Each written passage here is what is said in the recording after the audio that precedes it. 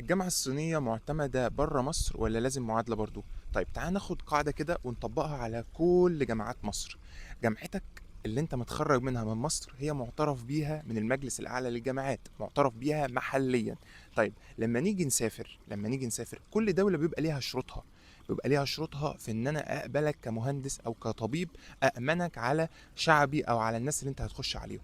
فللأسف اي دولة هتيجي تسافر لها، الخليج هيحتاج منك برومتريك، المانيا هيحتاج منك الامتحان بتاع الكينز، وعندك امريكا وكندا هيحتاج منك الان بي تي اي.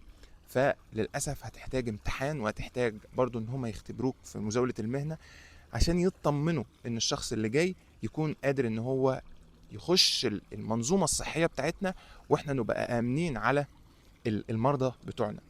فاشتغل على نفسك، ذاكر كويس جدا المواد بتاعت الجامعة، درب نفسك من كتب للامتحانات بتاعة الدولة اللي انت داخلها. البرومتريك ليك كتاب، المعادلة الأمريكية ليها كتاب.